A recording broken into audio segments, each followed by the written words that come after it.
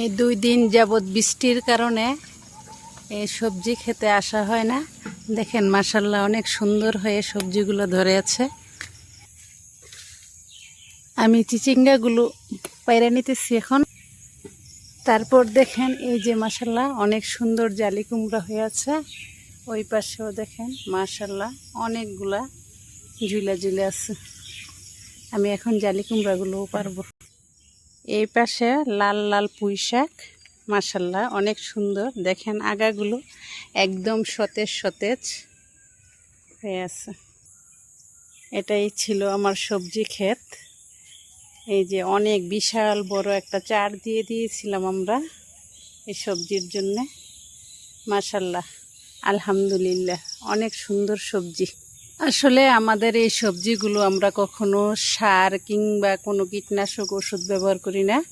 এই সবজিগুলো আমরা প্রাকৃতিকভাবেই করে থাকি এবং গোবর সারের মাধ্যমেই করে থাকি। তাই এই সবজিগুলো খেতেও কিন্তু অনেক মজাদার। এই পাশে বেগুন গাছগুলো অবশ্য নষ্ট হয়ে গেছে। এতে বেশি একটা শক্তি নাই, যার কারণে বেগুনগুলো অনেক ছোট ছোট।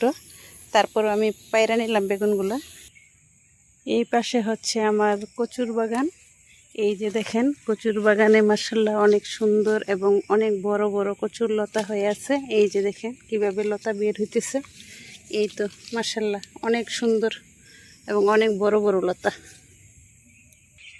আর এইগুলো হচ্ছে আমার পটল ও কাঁকরোল বাগানের চার। এখানে বেশি একটা নাই, তারপরও এই যে দেখেন নষ্ট হয়ে গিয়েছে, তাই এটা পায়রা ফেলাইলাম। এই পাশে একটা কাঁকরোল হয়ে আছে। এই তো কাঁকরোলটা পেরে নিলাম। এই যে বন্ধুরা কাঁকরোলটা কিন্তু একদম কচি। আমি এখন এটাকে পেরে নিলাম। এইখানে কিন্তু আরেকটা ফলের গাছ। এটা এক ধরনের ফল।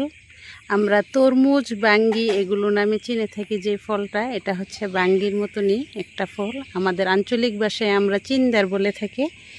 এই ফলটা কিন্তু এই তো নতুন আসছে, এখনও বড় হয় নাই, বড় হবে। কিন্তু দেখেন এক ধরনের পোকা বসে বসে বসে এই জায়গাটাকে কিন্তু চুপসে নিয়েছে। হয়তো বা এটা টিকতেও পারে, আর না হলে নষ্ট হয়েও যেতে পারে।